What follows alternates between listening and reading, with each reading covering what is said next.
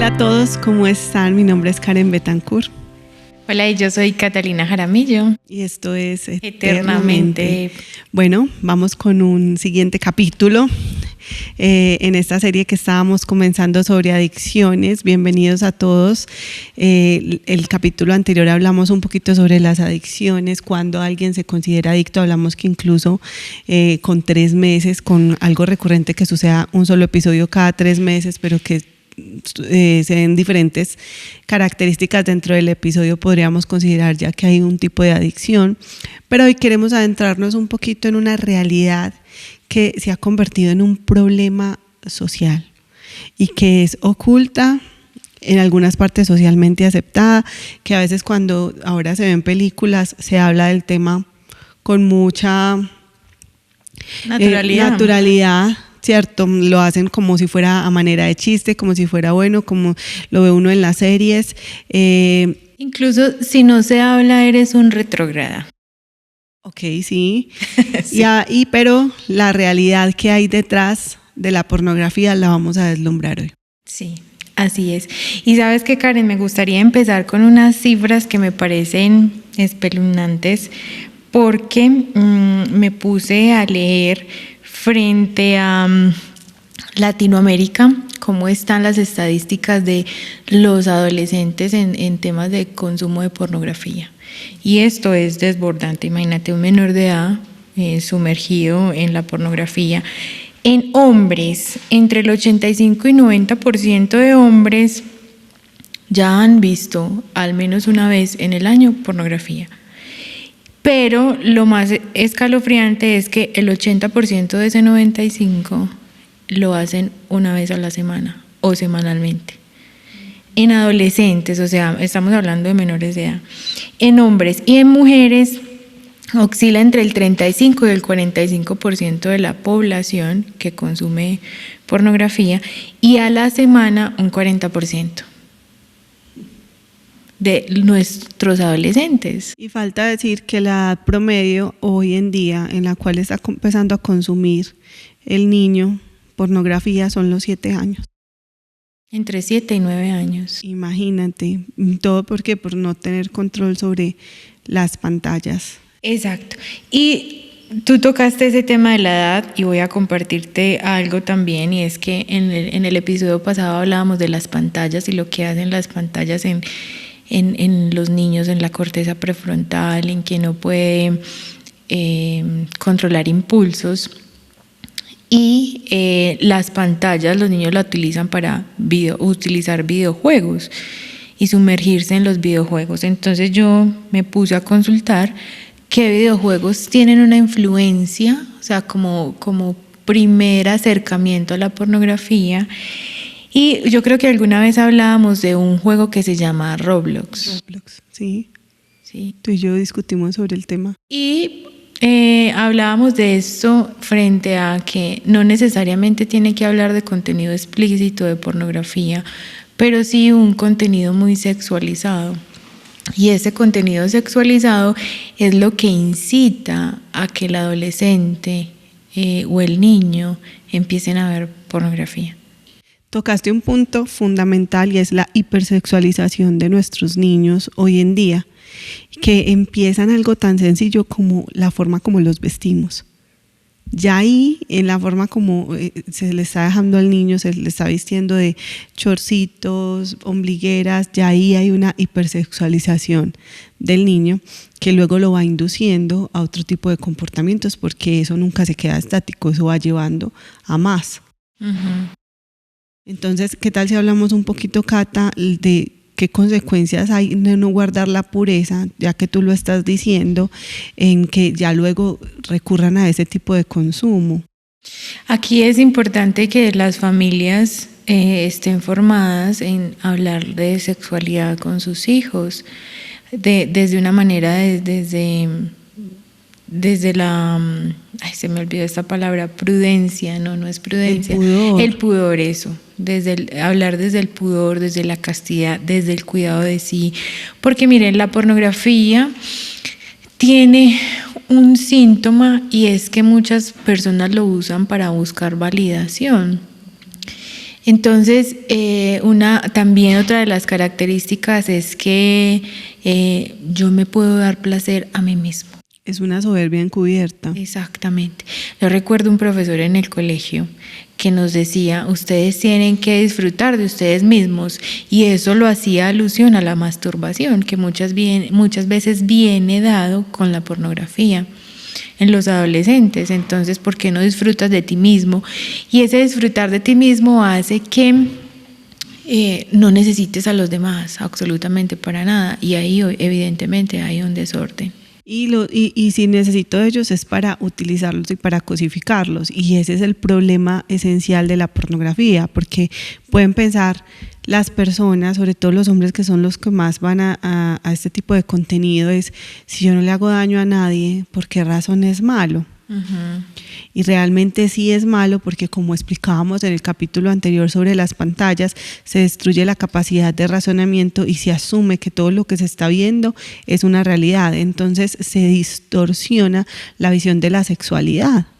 Y la del sexo opuesto, en los hombres con las mujeres, y las mujeres igual que los hombres. Teniendo en cuenta que todo lo que allí se ve es completamente fingido, no hay nada real. Es ficticio, exacto. Pero entonces ya eso en la vida real pretende llevarse a cabo y replicar eso, y que la mujer se vea y se comporte como lo hacen este tipo de mujeres que están entrenadas para esto. Uh-huh.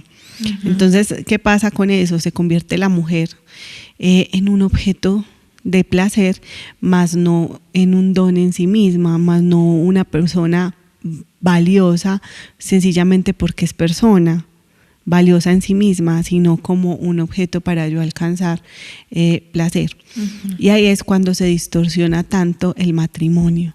Esto es fuertísimo, porque esto es una de las razones que está destruyendo el matrimonio hoy en día.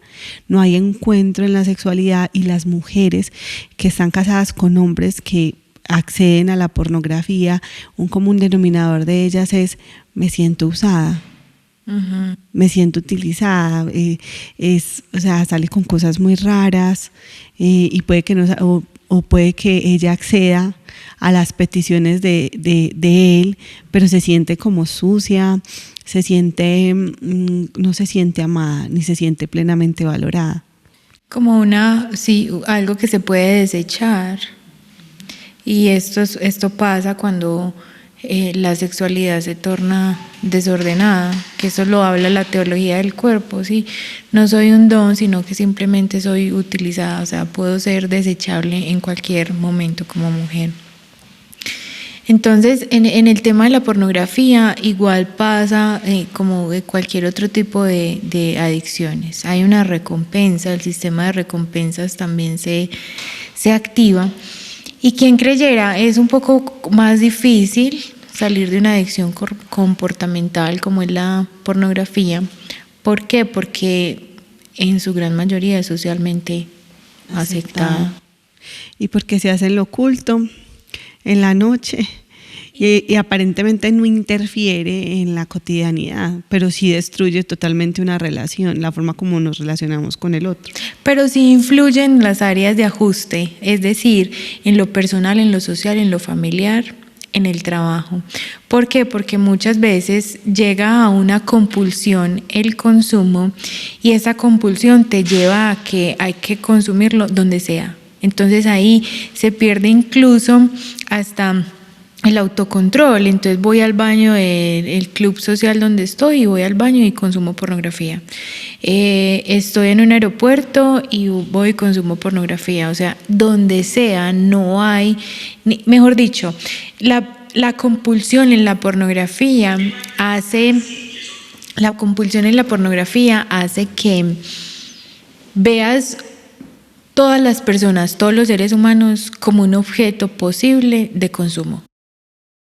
Impresionante, impresionante. ¿Tú qué relación pondrías, por ejemplo, en la forma de vestir con la pornografía? ¿Tiene algo que ver, por ejemplo, las modas con la pornografía, las modas en el vestir? ¿Podríamos relacionarlo? Más que la pornografía, podría decirse, como lo dijiste al inicio, en una sociedad muy sexualizada. donde lo más importante es ese contacto erótico. Ajá, como ser yo deseada, la mujer quiere ser deseada, el hombre quiere desear, ¿cierto? Y me cosifico para alcanzar ese objetivo, porque me plantearon que la intimidad, que es una arista grandísima del amor, se manifiesta de esta forma. Y que la intimidad es algo tan sacro y ahora lo están desacralizando, ¿cierto? Ahora eso no tiene importancia donde sea, con quien sea, a la hora que sea y como sea, y eso pierde pues sacralidad. ¿Tú crees, Katica, que un matrimonio que consuma pornografía se puede ver afectada su comunicación y su intimidad? Incluso el funcionamiento, porque la pornografía ocasiona eyaculación precoz, en la mujer ocasiona frigidez, entonces no habría algo. El efecto contrario, o sea, como que va destruyendo la naturaleza en el hombre y en la mujer. Sí, porque recuerdan del síndrome de tolerancia que hablamos, también pasa igual en la pornografía. De ver, digamos, una imagen, a la siguiente vez que lo vayas a ver no va a producir lo mismo. O sea, cada vez se van a buscar experiencias mucho más fuertes y más explícitas en función de lograr ese sistema de recompensa que sea realmente, valga la redundancia, recompensado. Entonces no va a haber forma de que se obtenga un placer. Igual sucede, consumes para tener placer inicialmente y después para no sentir dolor, porque también produce dolor. La falta produce un síndrome de abstinencia, es que si no lo consumo estoy ansioso, me siento vacío, siento que nadie me llena, que nadie me quiere, y se empiezan a añadir un montón de síntomas emocionales que hacen que haya un deterioro y que termine en una adicción, en una patología mucho más grave, ¿cierto? Qué cosa tan fuerte. Incluso es muy fuerte. ¿Por qué? Porque está al alcance de un clic en el teléfono. O sea, hay un acceso supremamente fácil a este tipo de información. Uh-huh. Yo una vez atendí a una persona que me decía, estoy intentando no ver, estoy intentando no ver y sufro interiormente porque todo, absolutamente todo, como que lleva a eso, o sea, a imágenes impuras, las personas como se visten en la calle, en las películas. Yo hago el intento de salir de ahí, pero no puedo porque el ambiente está demasiado estimulado para yo poder salir de ahí. Eso era lo que yo te estaba preguntando, si tenía algo que ver las modas en el vestir con la pornografía y en cierta forma estar interrelacionados. O sea, las personas que consumen este tipo de contenido luego tratan de replicarlo en su vida y parte de eso es vistiéndose de manera impúdica, de manera poco pudorosa para producir placer, para buscar placer. Yo lo podría decir muy escueto, es que soy un pedazo de carne andando, cómeme en cualquier momento, o sea como de esa manera. O sea, las personas que, y esto es fuerte, ¿cierto? Porque mucha de ideología de género y respeto por el tema de que yo soy dueña de mi propio cuerpo, yo soy dueña de mi propio cuerpo y me puedo vestir como sea, pero ese vestirme como sea, ¿hacia dónde me lleva? Hacia buscar un reconocimiento, hacia buscar ser, entre comillas, amado, pero en realidad lo que estoy buscando es ser usado, o sea, lleva algo implícito. ¿Por qué le va a dar valor a mi vida el hecho de llevar menos ropa? O sea, esto sería una pregunta bien interesante, sin ánimos de ofender ni nada, sino como, ¿qué hay detrás de esa poquita ropa que estoy utilizando? Es como si uno se considerara un producto que hay que exhibir para poder venderse. Exacto. Una estantería. Y eso que dices me hace pensar en algo que hace muchos años cuando fui a a Europa, en Holanda. Para mí fue muy impresionante ir allí porque literal lo que tú estás diciendo se ve allá. Y esto no es para generar curiosidad, sino... Vitrinas. Exacto, vitrinas, es escabroso, ¿cierto? Porque es como una mujer se vende de tal manera. Es increíble, es increíble. Cata, ¿qué más podríamos decir con este tema de la pornografía referente al matrimonio y a los niños y a la sexualidad?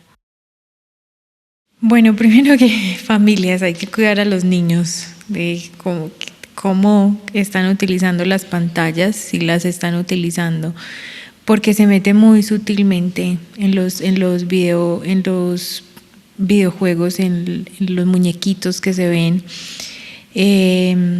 Y desde ahí se hace prevención, ¿cierto? Cuando uno mira con respecto a ese tema, hay personas que son expertas en analizar estos jueguitos, estos programas de televisión para niños, y hay posturas en los animalitos que a manera de juego hipersexualizan a los niños. Esto es una cosa tremenda, o sea, posturas muy dicientes y que la hacen de manera jocosa, y ya ahí se está adoctrinando el niño para que luego esté preparada su mente para recibir una imagen más fuerte, y así se va llevando poco a poco.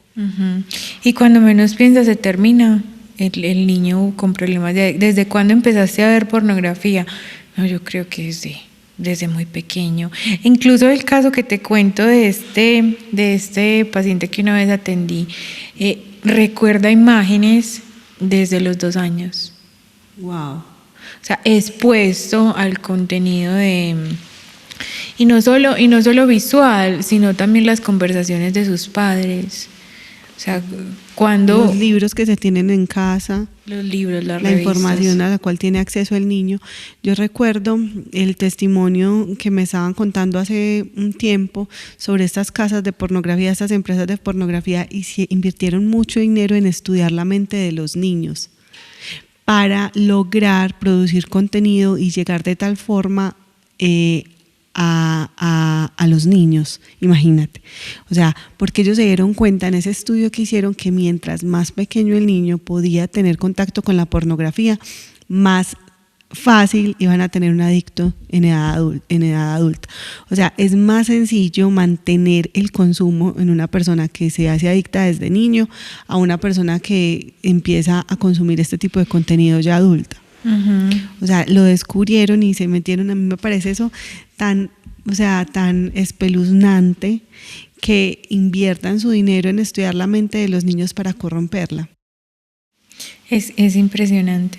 Y ya, por ejemplo, el niño, cuando digamos muchas veces los papás se enteran de que el niño ve pornografía por allá en la adolescencia, a lo mejor lleva muchísimo tiempo viendo pornografía, y verlo es que ya ha perdido quizás el control y ya no le importa dónde ve, ¿cierto?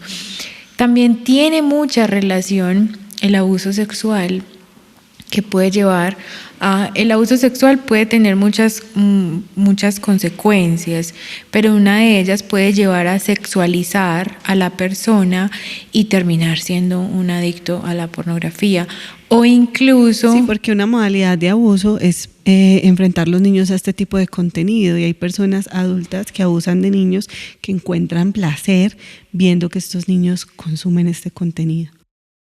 Exactamente.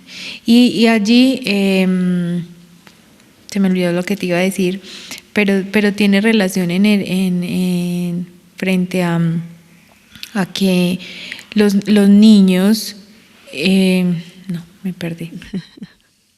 No, tranquilita. Ya, me bloqueé. O sea, bueno, el caso es que el abuso sexual tiene relación, ¿cierto? Y que dejar que los niños estén frente a este tipo de contenido es una forma de abusar de ellos también. Exactamente. Y sí, lo que iba a puntualizar era frente al abuso sexual, de que puede desatar esta conducta de pornografía, pero también pasa mucho en los hombres, y es que si el hombre fue abusado por otro hombre, busca a través de la pornografía como asentar y reafirmar su masculinidad, y puede terminar en estas prácticas y con estos problemas. Bueno, yo creo que ya estamos cortos de tiempo, vamos a ir terminando, pero antes de eso yo quisiera que habláramos un poquito del tema espiritual. O sea, en esto hay un tema espiritual, Cata. Esa pregunta, mejor yo. O sea, ¿tiene que ver esto con un componente espiritual o simplemente es algo de la mente y ya que se tiene que abordar psicológicamente hablando y en la formación? ¿O hay algún, tú qué crees? Yo pensaría que sí, que espiritualmente hay una implicación frente a muchas cosas, y es que aquí hablemoslo a carta blanca, y esa es que al demonio no le gusta el orden. Y la mejor manera de desordenar es tener actos sexuales desordenados. Hay un espíritu que es el encargado de la impureza, que no vale la pena que ni siquiera mencionar el nombre, pero este espíritu es el que está destruyendo hoy los hogares, induciendo a las personas a estos vicios. Una persona que esté sumergida en la pornografía no está preparada para el matrimonio. Necesita primero abordar este vicio que tiene y luego ahí sí pensar en el matrimonio. Entonces este tipo de espíritus están sueltos, destruyendo la inocencia en los niños, complementando la sexualidad de manera totalmente errónea, induciendo la música, las películas, influyendo en todo este tipo de contenido que consumimos para destruir la pureza en las personas. Bien decía la Santísima Virgen María en su aparición en la advocación de la Virgen del Buen Suceso, en el año 600, Cata. Imagínate. En el año 1600. Iba diciendo ella que en los últimos tiempos, o que iba a haber una época donde no iba a encontrarse pureza en los niños. Dios mío. Y ya podíamos decir que estamos viviendo eso, ¿cierto? Exactamente.